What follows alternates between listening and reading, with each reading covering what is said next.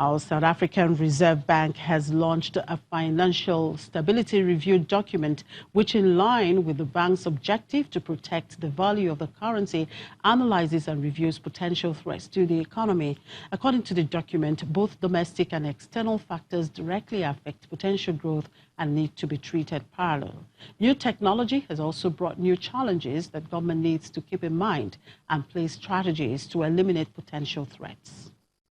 The Financial Stability Review document aims to identify and analyze potential risks to financial stability, communicate such assessment, and stimulate debate on potential issues.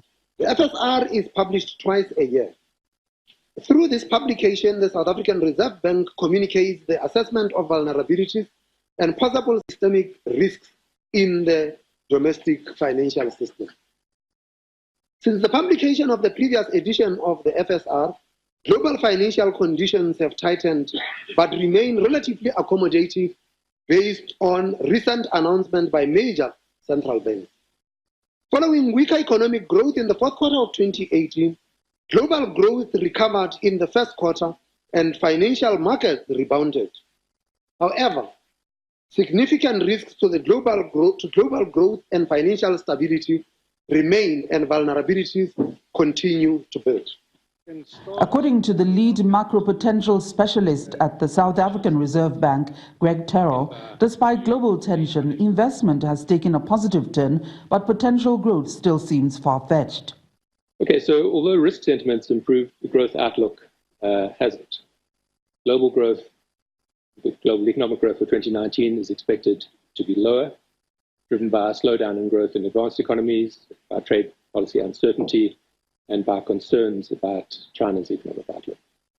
We identify four main risks, the first being the most important, described here as a deteriorating domestic fiscal position, exacerbated by weak domestic growth, poor revenue outlook, deteriorating debt dynamics, and the fragile financial position of state-owned enterprises. With the world moving towards the fourth industrial revolution, new threats have emerged, and the Financial Stability Review has highlighted them. And one of those risks that we've identified in this review is the risk of a cyber event. So, and the risks that might have, implications that might have for financial stability. So we've seen, and that was also shared in the previous FSR, that those cyber events have increased significantly. So there's a sharp increase in cyber events in financial institutions especially, and the financial implications as well as the reputational risks are the concerns that we have with cyber. Also, according to the review, the state of government finance and sustainability of government debt remains a risk to the stability of the domestic financial system and is one of the main potential determinants of sovereign credit rating downgrades. And in Zimbabwe, the energy minister says the largest hydroelectric plant, Kariba Dam, will suspend output in 14 weeks if water levels continue to fall at the current rate, paving the way for deeper power cuts in the country. The Southern African nation has endured its worst rolling power cuts in 3 years, and although its mines have been spared so far, analysts say the cuts will hurt economic revival efforts. Shortages of foreign currency have hampered Zimbabwe's ability to import fuel. The country owes foreign suppliers $200 million and led to shortages of medicines in hospitals.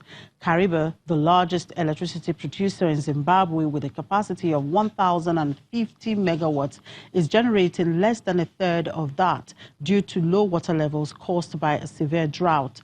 Zimbabwe commissioned an additional 300 megawatts at Kariba last year, its biggest investment in electricity in more than 25 years, but the lack of investment is blamed for the current power shortages. And Bank of Kigali, Rwanda's biggest lender by assets, is in talks to buy local insurance company Sunawa. Nigeria's Industrial and General Insurance PLC holds a 35% stake in Sonawa, which offers aviation, fire, automotive and marine insurance. Founded in 1975, it has an asset base of over 14 billion francs. Bank of Kigali's total assets stood at 877.4 billion francs as of December. And on the global oil market, oil prices fell on Friday and held on track for its biggest monthly drop in 6 months as comments from U.S. President Donald Trump ramped up trade tensions, weighing on the demand outlook. Brent futures are heading for a 10% slide in May and WTI for a 13% drop, their biggest monthly losses since last November. Front-month Brent crude futures, the international benchmark for oil prices, were at $65.72, down $1.15 from last session's close.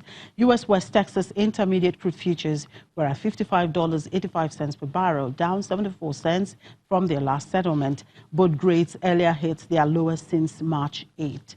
And finally, on the metal markets, gold prices rose on Friday, heading towards their first monthly gain since January on increased safe haven demand after U.S. President Donald Trump vowed to levy tariffs on all imports from Mexico, ratcheting up concerns of a global economic slowdown. Spot gold was up 0.5% at $1,294 per ounce. It has risen about 0.9% so far this month. The metal is also on track for a second consecutive weekly gain, up about 0.8% over the week. U.S. gold futures rose 0.6% to $1,294 an ounce. In other metals markets, silver edged up 0.1% higher. Platinum was steady at $791.36, and palladium fell 0.3%.